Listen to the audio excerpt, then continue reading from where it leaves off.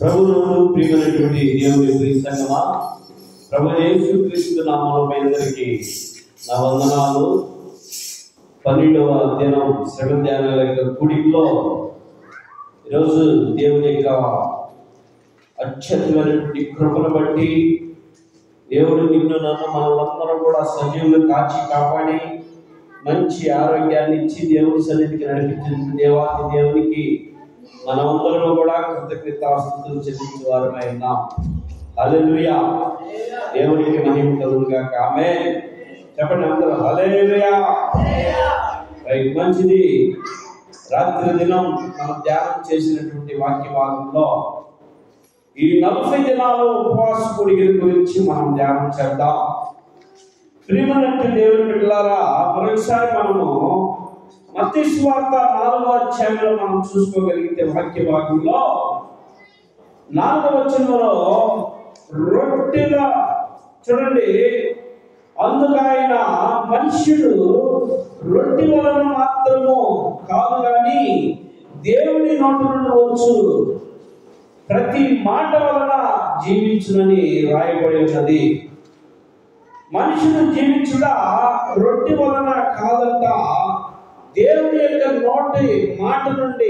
నోటి నుండి వచ్చే మాట వల్ల జీవించునని వాక్యములో రాసి ఉన్నది. పిల్లరా, నిజమే. మనం మొదటి వచనం చూస్తే అప్పుడు యేసు అపవాది చేత శోధింపబడుటకు ఆత్మ వలన అరణ్యమునకు కొనిపోబడెను. 40 దినములు 40 రాత్రులు ఉపవాసం ఉండిన పిమ్మట ఆయన ఆకలి పడగా ఆ శోధకుడు ఆయన ఎదుగు వచ్చి, నీవు దేవుని కుమారుడు అయితే ఈ రాళ్ళను రొట్టెలకు ఆజ్ఞాపించుమని అనెను.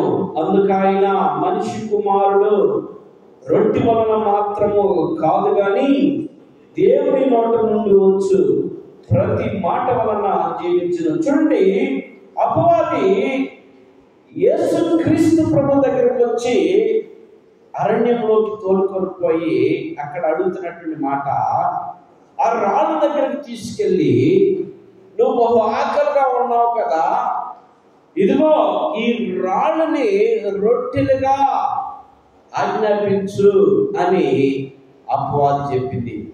పిల్లరా, యేసుక్రీస్తు ప్రభువు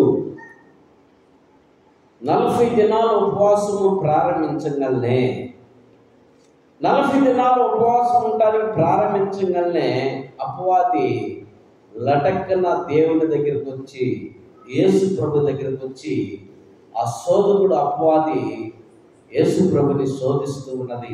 ప్రియమైనటువంటి వాళ్ళ 40 దినాలు ఉపవాసము సంపూర్తిగా ఆయన 40 దినాలు ఉపవాసం ఉండి ప్రార్థించాడు.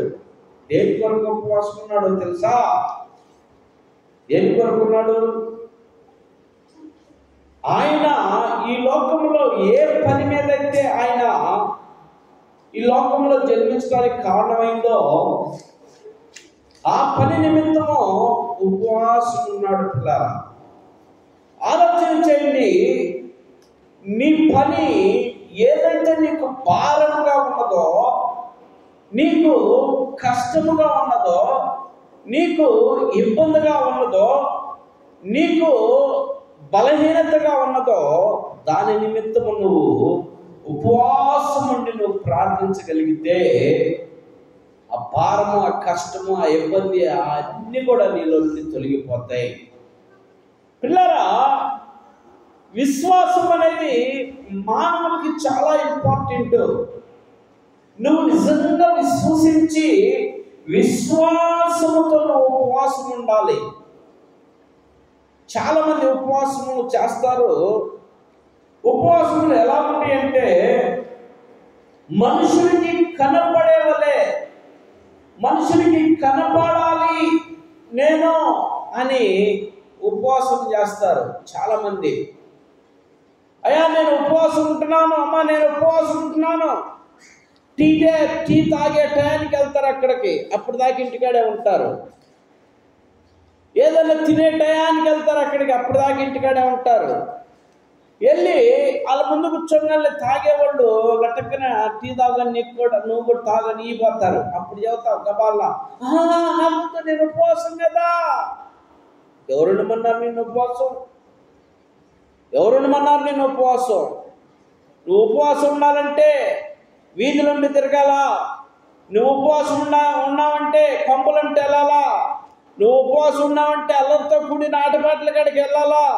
నువ్వు ఉపవాసం ఉన్నావంటే ఎవరి దగ్గర? అపహాసకుల దగ్గరికి వెళ్ళాలా.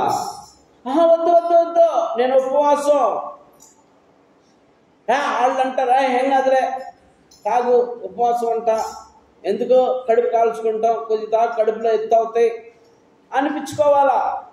వాళ్ళు అంటారు, ఆ మాట నువ్వు అనిపించుకోవాలి వాళ్ళ దగ్గరికి వెళ్ళి. అంతకాడికి నువ్వు ఉపవాసం ఉంటావు ఎందుకు? యేసుప్రభు ఉపవాసం ఎక్కడున్నాడో తెలుసా? యేసుప్రభు అప్పటిదాకా యేసేపు మరి దగ్గర జీవించినట్టు యేసుప్రభు బాప్తిసం పొంది అరణ్యంలోకి వెళ్ళాడు. పిల్లారా, ఏ మానవుడు కనపడని స్థలానికి వెళ్ళాడో. నిన్ను నేను అరణ్యంలోకి వెళ్ళమంటలేదు, కానీ నువ్వు ఉపవాసం ఉన్నావంటే నీ 4 గోడల మధ్యలోకి వెళ్ళి నీ రహస్యమందున్నటువంటి నీ తండ్రికి మొరపెట్టో, నీ తలుపులు వేసుకో. బయట కనపడాల్సిన అవసరం లేదు, బయటికి వెళ్ళాల్సిన అవసరం లేదు, జనాల దగ్గరికి వెళ్ళాల్సిన అవసరం లేదు, ముచ్చట్ల కాడికి వెళ్ళాల్సిన అవసరం లేదు. నీ 4 గోడల మధ్యలో నీ తలుపులు వేసుకొని నువ్వు ఉపవాసం ఉన్న దినమున నువ్వు దేవునికి మొరపెట్టు. యేసుప్రభు ఆయన అరణ్యానికి వెళ్ళిపోయాడు. అక్కడ ఉపవాసం ఉండి ప్రార్థిస్తూ ఉంటే మనుషులు ఎవరు వెళ్ళలేరు అక్కడికి. ఎవరు వెళ్ళారంటే అక్కడికి? ఎవరు వెళ్ళారు? సాతానుడు వెళ్ళాడు. అపవాది వెళ్ళాడు అక్కడికి. యేసు ప్రభు దగ్గరికి అపవాది వెళ్ళాడు. యేసు ప్రభు దగ్గరికి అపవాది వెళ్ళినటువంటి అపవాది నీ దగ్గరికి రాడా?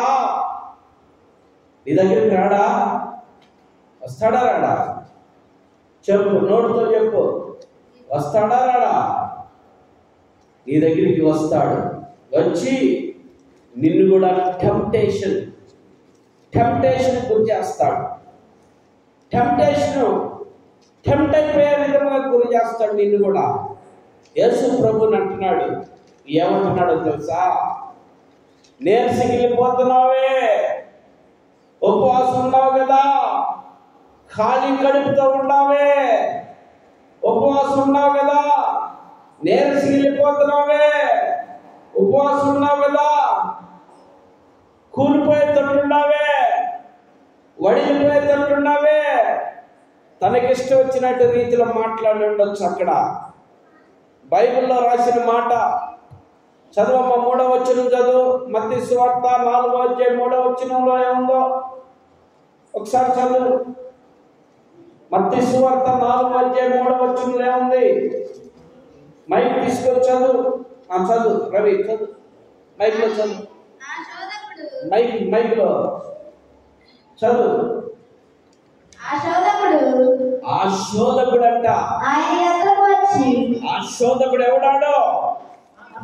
సాతానుడు, అపవాది, మన తెలుగులో దెయ్యం, గాలి. ఆ శోధకుడు ఆయన ఎదురుకు వచ్చి చూడండి ఏమంటున్నాడు? నువ్వు దేవుని కుమారుడు అయితే ఈ రాళ్ళు రొట్టెలుగా ఆజ్ఞాపించమని అంటున్నాడు. ఇక్కడ ఏమన్నాడో తెలుసా? నువ్వు దేవుని కుమారుడు అయితే అంటే కాదా? వాడికి తెలీదా దేవుని కుమారుడని? తెలీదా? ఎక్కడేమో కొన్ని చోట్ల పిలుస్తూ ఉంటాడు అపవాదుడు, సేనా దెయ్యం పట్టినటువంటి వాడు.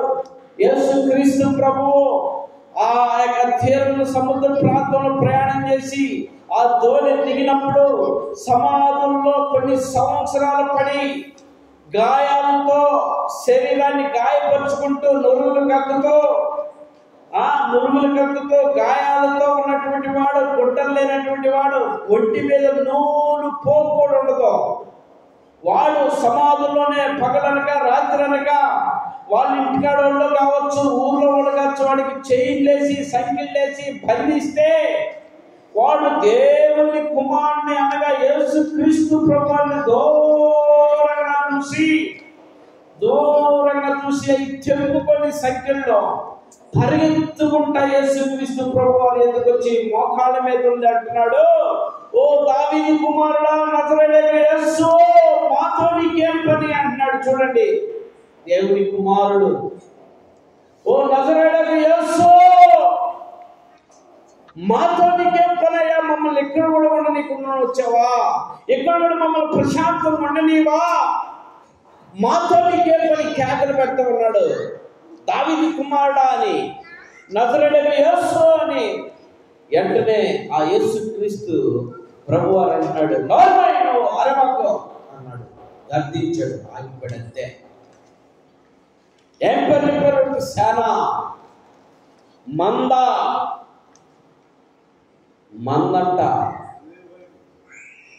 మంద.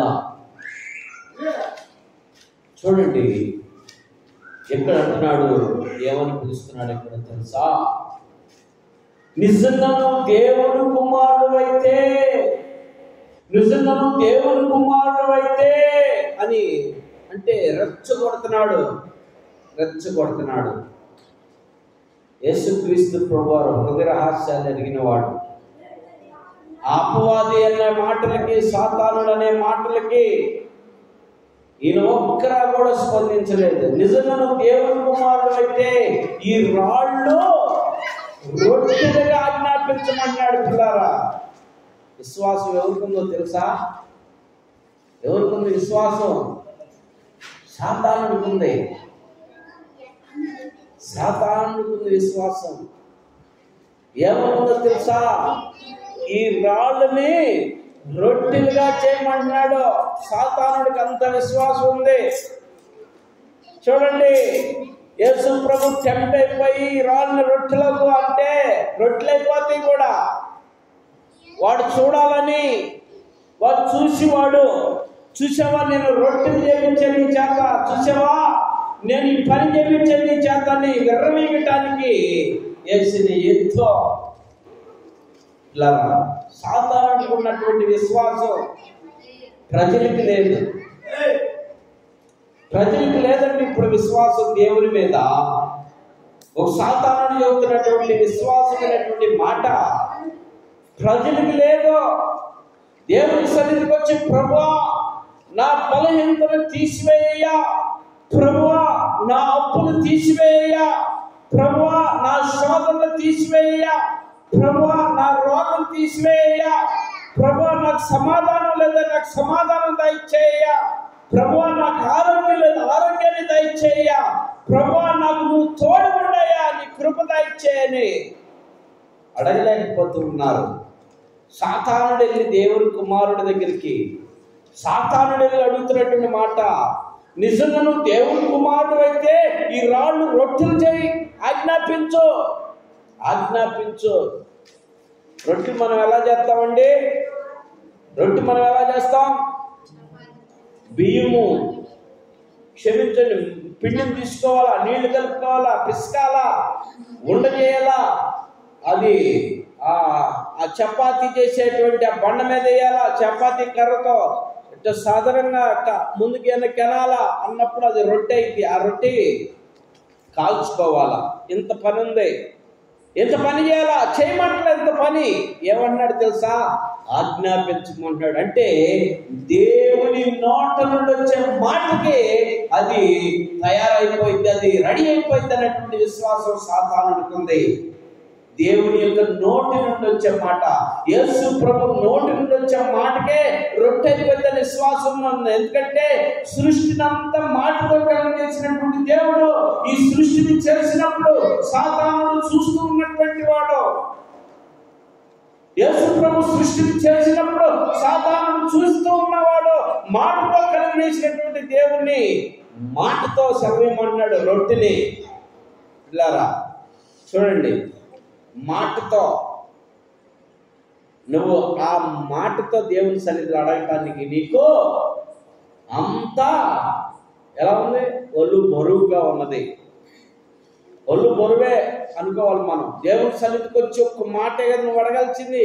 ప్రభువా నాకెందుకయ్యా ఈ బాధ, ప్రభువా నాకెందుకయ్యా ఈ రోగం, ప్రభువా నాకెందుకయ్యా ఈ తలనొప్పి, ప్రభువా నాకెందుకయ్యా ఈ శోధన, ప్రభువా నాకెందుకయ్యా ఈ శ్రమ, ప్రభువా నాకెందుకు ఈ బాధ భారం అనే ఒక మాట నువ్వు నోరితే చదవగలిగితే దేవుడు నిన్ను విడిపించడానికి, దేవుడు నిన్ను తప్పించడానికి, దేవుడు నిన్ను బాగు చేయటానికి, దేవుడు నిన్ను సమాధానపరచడానికి ఆయన నీకు తోడుగా ఉంటే, వెన్నంటిగా ఉంటే నువ్వు మాత్రం దేవుని సన్నిధికి వచ్చి అడగడానికి నీకు ఒళ్ళు బరువుగానే ఉంది.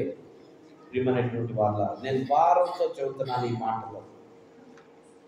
చూస్తున్నటువంటి యూట్యూబ్లో ఉన్నవారు కూడా మీరు కూడా వినండి. భారంతో చెబుతున్నటువంటి మాటలు ఇవి. నువ్వు దేవుని సన్నిధికి వచ్చి అడగాలంటే చాలా చాలా చాలా సిగ్గుపడిపోతున్నావు. నేను అడిగితే ఎవరైనా వింటారేమో, నా శ్రమ, నా కష్టం, నా బాధ, నా అప్పు, నా రోగం ఎవరైనా వింటారేమో. ఒకళ్ళే ఇద్దరు 10 మంది వింటారు. హాస్పిటల్కి వెళ్తే ఎంతమంది చూస్తారు? హాస్పిటల్కి వెళ్తే ఎంతమంది చూస్తారండి? ఎంతమంది తెలిసిన వాళ్ళు అడుగుతారు, ఎందుకు వచ్చావు, ఏంది కథ, ఏంది వచ్చావు, ఎందుకు వచ్చావు హాస్పిటల్కి? ఎంతమంది చూస్తారు? దేవుడి సన్నిధిలో పోతే కొంతమంది చూసేది. అది కూడా నువ్వు అడిగేది బహిరంగంగా అడగలేవు. దాచుకొని దాచుకొని దాచుకొని దాచుకొని అడుగుతావు. బయటికి పెదాలు కూడా బయటికి పగలవు, పెదాలు కూడా బయటికి పగలవు, లోపల లోపలనే అడుక్కుంటావు. అంటే ఎవరికి పక్కన వాళ్ళకి కూడా తెలియకుండా అడుగుతావు. మరి డాక్టర్ దగ్గరికి వెళ్తే బహిరంగంగా అడగాల, బహిరంగంగా చెప్పాలి నీ బాధ. డాక్టర్ దగ్గరికి, దేవుని సేవకుడి దగ్గరికి వచ్చి అబద్ధాలు ఆడితే ఏమైంది? దేవుని సేవకుడి దగ్గరికి వచ్చి అబద్ధం ఆడితే, డాక్టర్ దగ్గరికి వెళ్ళి అబద్ధం ఆడితే ఏమైంది? ప్రాణం మీదకి వచ్చింది. నీకున్న బాధ ఒకటి, ఇంకో బాధ చెప్పావంటే ఆ బాధకి ఇస్తారు ముందు. ఆ ముందు నువ్వు వేసుకున్నప్పుడు, తాగినప్పుడు, టాబ్లెట్ మింగినప్పుడు నీకు రియాక్షన్ అయిపోయింది, ప్రాణం కూడా పోవచ్చు. దేవుని సన్నిధి దగ్గరికి వచ్చి నువ్వు అబద్ధం ఆడితే ప్రాణం కూడా పోయింది. ఎక్కడ పోయిందో చూపిస్తా. అపోస్తలుల కార్యములు 6వ అధ్యాయంలో ఉంది. అపోస్తలుల కార్యములు 6వ అధ్యాయంలో అన్నయ్య సఫీరా అనే ఇద్దరున్నారు. అనన్య సఫీరా అనే ఇద్దరున్నారు. అపోస్తలుడైన పేతురు గారు వారి దగ్గరికి అనన్య సఫీరా వీళ్ళిద్దరు ఏం చేశారంటే, మనకి పొలం ఉంది కదా, ఈ పొలాన్ని మనం అమ్ముకొని అపోస్తలుడి పాదాల దగ్గర కొంత డబ్బులు పెడదాం, సేవకి మనం స్పాన్సర్ చేద్దాం, పరిచర్యకి ఇద్దాం, దేవుని మందిరానికి ఇద్దాం, దేవుని సంఘంలో ఇద్దామని మనసులో తలంచుకొని వాళ్ళిద్దరు పొలం అమ్ముకొని ఆ పొలం ₹1,00,000 వస్తే, ఉదాహరణకి అవుతుంది ఈ మాట, 1,00,000 అనేది అక్కడ లేదు, ₹1,00,000 అమ్ముకుంటే వాళ్ళిద్దరు మాట్లాడుకొని 1,00,000 ఆయనకి ఇచ్చేది ఎందుకు, నాని పాస్టర్కి 50,000 ఇస్తాము, 1,00,000 మనం 50,000 మనం ఉంచుకున్నాంలే, ఏదో అన్నాము గబాలనా 50,000 ఇంట్లో పెట్టుకొని 50,000 తీసుకొచ్చిద్దాము నాని పాస్టర్ గారికి అని చెప్పి 50,000 తీసుకొచ్చి అపోస్తలుడైన పేతురు పాదాల దగ్గర పెట్టాడు. అననీయ పెడితే, ఏమయ్యా ఇంతకైనా నీ పొలం అమ్మింది? అవునయ్యా, ఇంతకైనా అబద్ధం ఆడాడు, మరొకసారి చెప్పు, ఇంతకైనా నువ్వు అమ్మింది? ఇంతకైనా అమ్మింది? మరొకసారి చెప్పు, ఇంతకైనా అమ్మింది? ఇంతకే అని అబద్ధం ఆడాడు. నువ్వు ఎవరిని అనుకున్నా మోసం చేస్తుంది. ఎవరికి అబద్ధం చెబుతున్నావు తెలుసా? పరిశుద్ధాత్మ దేవుడికి అబద్ధం చెబుతున్నావు. నువ్వు పరిశుద్ధాత్మ దేవుడిని మోసం ఉంచుతున్నావు, నన్ను కాదు. ఎవరిని నువ్వు మోసం చేస్తుంది? పరిశుద్ధాత్మ దేవుడిని మోసగిస్తున్నాను అని చెప్పగలిగే పాదాలు అంతే కూలిపోయి రాలిపోయి చచ్చిపోయిట్లా, అంతే పడిపోయి అంతే చచ్చాడు. ఆయన పేతురు మాట్లాడుతూ ఉండగానే, నన్ను కాదు నువ్వు మోసం చేస్తుంది, పరిశుద్ధాత్మ దేవుని మోసగిస్తున్నాను అనే ఒక మోసపు మాట అన్నాయగానే అంతే కూలిపోయి రాలిపోయాడు, చచ్చిపోయాడు. అంతే చచ్చిపోయి ఏం చేస్తారు? చచ్చిపోయిన ఏం చేస్తారు? మోసుకొని తీసుకొని వెళ్ళి పూడ్చిపెట్టారు. మోసుకొని ఇంటికెళ్ళి పూడ్చిపెట్టారు. భార్యకి తెలియదు పాపం. భార్య ఇంటికాడ నుంచి మళ్ళీ గబగబగబ వచ్చింది. ఆయన తీసుకెళ్ళి పూడ్చిపెట్టడం కూడా జరిగింది.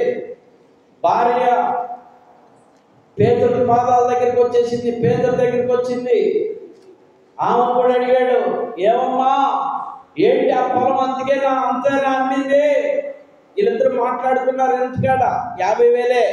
అవునయ్యా అంతగా అమ్మింది. మరొకసారి చెప్పు, అంతేనయ్యా అమ్మింది. మరొకసారి చెప్పు, అంతేనయ్యా అమ్మింది. నువ్వు కూడా పరిశుద్ధాత్మ దేవుని మోసగిస్తున్నావా? ఎలా వస్తుందో మీకు ఈ నోరు అని చెప్పి, ఇదిగో నీ పెనిమిటి పాతి పెట్టినటువంటి వాళ్ళు గడపట్టులో కూడా రాలేదు, వచ్చేస్తున్నారు అని చెప్పేశాడు. వెంటనే సబీరా కూడా పడిపోయి చచ్చిపోయింది. అబద్ధం వాడినందుకు. ఎవరితో అబద్ధం వాడింది? ఎవరితో అబద్ధం వాడింది? పరిశుద్ధాత్మ దేవునితో.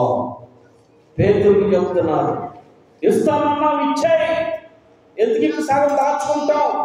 దేవుని మందిరానికి ఇస్తానన్నావు ఇచ్చాయి, దేవుని సన్నిధికి ఇస్తానన్నావు ఇచ్చాయి, దేవుని సావుకుడికి ఇస్తానన్నావు ఇచ్చాయి, ఎందుకు నువ్వు దాచుకుంటాయి? నీ దగ్గర ఉంటే క్షేమం కాదు, నీకు క్షేమం కాదు. దేవుని బిడ్డలకు ఇస్తానన్నా, దేవుని సావుకుడికి ఇస్తానన్నా, దేవుని మందిరానికి ఇస్తానన్నా, దేవుని పరిచర్యకి ఇస్తానన్నా, నీ తలంపులో నీ ఊహలో ఎంతైతే నువ్వు ఇస్తానన్నా అంత ఇచ్చేయటమే, దాచుకోకూడదు. దాచుకుంటే పరిస్థితి ఇదే. అబద్ధము అంతా డేంజర్. ఇక్కడ సాతానుడు అబద్ధం ఆడతలా. ఏం వాడాడు సాతానుడు? క్రియేట్ చేయి చేయమన్నాడు. రొట్టెలు యేసు ప్రభు అబ్బా నా గురించి ఎంతగా పొగడేవా నువ్వు, చేస్తున్నాను చూడు అని చెప్పేసి రొట్టెలు చాలా చేశాడు కదా. అవునా కదా? చేశాడా? రొట్టెలు చేశాడండి. రొట్టెలు చేస్తే యేసు ప్రభు చేశాడా నిజంగా? రొట్టెలు సాతానుడు అడిగితే రొట్టెలు చేశాడా? చేయలా. ఏమి మాట్లాడలా. ఒక మాట ఏం మాట్లాడాడు? 4వ వచనంలో ఉంది. ఆ మాట చదువుతున్నాం. ఆ మాట కంక్లూషన్ ఇచ్చేసి నేను ముగిస్తా. అందుకు ఆయన మనుషుడు రొట్టె వలన మాత్రము కాదు కానీ దేవుని నోట నుండి వచ్చు ప్రతి మాట వలన జీవించును. చాలమ్మా. చూడండి, యేసు ప్రభు ఉపవాసానికి భంగం చేసింది సాతాను. నువ్వు ఉపవాసం ఉంటే నీకు కూడా ఎలాంటి షాకులు వస్తే నువ్వు కూడా టీ తాగు, కడుపు ఖాళీగా ఉంది, నీ కడుపు మంచినీళ్ళు తాగు, టీ తాగు, లేకపోతే ఏదన్నా ఫ్రూట్స్ తీసుకో, జ్యూస్ తాగు అని చెప్తే ఎవరన్నా నువ్వు నిజమే కదా అని తాగితే ఉపవాసానికి భంగం. ఉండలేనప్పుడు, నువ్వు ఉపవాసం చేయలేనప్పుడు నువ్వు అసలు మనుషులకి చెప్పుకుంటుంది దేనికి? అసలు నువ్వు ఉపవాసం అని చెప్పుకుంటుంది దేనికి? ఉపవాసం ఎలా ఉండాలా? నువ్వు పరిశుద్ధుడుగా నీట్గా తలస్నానం చేసి నీ రహస్యమందున్నటువంటి నీ గదిలోకి వెళ్ళి దేవుని పాదాలు పట్టుకొని నీకున్నటువంటి విధానమైనటువంటి నీకున్నటువంటి బలహీనతల గురించి కానీ నీకున్న ప్రాబ్లమ్స్ గురించి కానీ నువ్వు దేవుడికి మొరపెడితే దేవుడు నీకు ఉత్తరం ఇస్తాడు. అయ్యా పాస్టర్ గారు, నాకేం బలహీనతలు లేవు, నాకేం రోగం లేదు, నాకేం సమస్యలు లేవు, నాకేం శోధనలు లేవు, నాకేం ఇబ్బందులు లేవు, నాకేం అప్పులు లేవు, మరెందుకు ఉపవాసం? ఏం అప్పులు లేవు, ఏం లేవు అంటే మరెందుకు ఉపవాసం? దానికి కూడా ఉపవాసం చేసుకోవచ్చు. ఉపవాసం దేనికి ఉండాలో తెలుసా? నువ్వు శోధనలో పడకుండా, నువ్వు శ్రమలకి పాలవకుండా, నువ్వు కష్టాలు పడకుండా, నువ్వు ఇబ్బందులు పడకుండా, నువ్వు అప్పులు పడకుండా, నీ కుటుంబం క్షేమం కొరకు, నీ బిడ్డల క్షేమం కొరకు, నువ్వు దేవుని రాజ్యంలో ఉండటం కొరకు నువ్వు ఉపవాసం ఉండి ప్రార్థన చేయి, తప్పులేదు. యెరూషలేము కుమార్తెలారా, నీ కొరకు నీ కుటుంబం కొరకు ప్రార్థించన్నాడు. నీ క్షేమం కొరకు, నీ కుటుంబం క్షేమం కొరకు, ఇశ్రాయేలు క్షేమం కొరకు ప్రార్థన చేయమన్నాడు. నిన్ను నన్ను మనల్ని ఇశ్రాయేలు క్షేమం కొరకు ప్రార్థన చేయ, ఉపవాస ప్రార్థన తప్పులేదు. రేపు దాని గురించి ప్రార్థన చేయి, ఉపవాసం ఉండి పర్వాలేదు. ఉపవాసం ఉన్నప్పుడు మనుషులకి కనపడటానికి, మనుషులకి తెలియటానికి మాత్రం చేయదు, దయచేసి చేయద్దు. మనుషులకు కనపడద్దు, మనుషులకి తెలియపరచద్దు నేను ఉపవాసం ఉన్నానని. హేళన, అవమానం, యేసు ప్రభుని అవమానపరుస్తారు. నీ నుంచి ఉండలేని దేవుడే ఉండమన్నాడేది నిన్ను అంటారు. ఆ యేసు ప్రభు ఏం చెప్పాడా, నీకు ఉపవాసం ఉండమని అని అంటారు. హేళనగా మాట్లాడు, ఎగతాళిగా మాట్లాడతారు. నీ నుంచి ఆ ప్రభుకి అవమానం రాకూడదు. కనుక ఉపవాసం ఉన్నటువంటి నువ్వు నీ రహస్యం ఉన్నటువంటి నీ తండ్రి పాదాలు పట్టుకొని వడగలిగితే ఆయన నిన్ను బలపరుస్తాడు, భద్రపరుస్తాడు, నీ యొక్క ఆశయాలను నెరవేరుస్తాడు. 40 దినాలు ఉపవాసం ఉన్నాడు దేవుడు. మొదటి మాట, ఈ రాళ్ళు రొట్టెలు చేసుకోమన్నప్పుడు ఎంతో టెంప్టేషన్ వచ్చింది. కానీ ఆయన చిన్న వాక్యాన్ని, మనిషి కుమారుడు నోటి నుండి వచ్చే ప్రతి మాట మానవునికి జీవము లాంటిది. ఈ వాక్యము నీకు జీవమై ఉన్నది, ఈ వాక్యము నీ త్రోవలకు వెలుగై ఉన్నది, ఈ వాక్యము నీ పాదలో నెమ్మదిని చేకూర్చినది. ఈ వాక్యాన్ని నువ్వు హృదయపూర్వకంగా విశ్వసించగలిగితే నిత్య జీవం నీకు దొరుకుతుంది, నిత్య రాజ్యం నీకు దొరుకుతుంది, మంచి ఆరోగ్యం నీకు దొరుకుతుంది, సంతోషం దొరుకుతుంది, సమాధానం దొరికింది ఈ వాక్యం ద్వారా. కనుక చేరువచ్చిన మీ అందరూ కూడా ఈ వాక్యానికి లోబడండి. దేవుడి కొద్ది మాటలు దీవించును గాక. ఆమేన్, ఆమేన్. దేవుడు చేరువచ్చిన మీ అందరికీ నా హృదయపూర్వక వందనాలు. చిన్న ప్రార్థన చేద్దాం. అందరూ కూడా తలలు వంచండి. ప్రేమ కలిగిన తండ్రి, జీవము గల యేసయ్యా, జీవాధిపతి తండ్రి వందనాలు. ఎంతమంది అయితే ప్రభా ఈ వాక్యం విన్నారో ప్రభా, ఎంతమంది అయితే నేను ఈ వాక్యము తన హృదయాల్లో నాటుకున్నారో, ఎంతమంది అయితే ఈ వాక్యము ద్వారా నేను జీవించాలని ఇష్టపడి తీర్మానం చేసుకున్నారో, అటు వారందరిని దర్శించు ప్రభువా.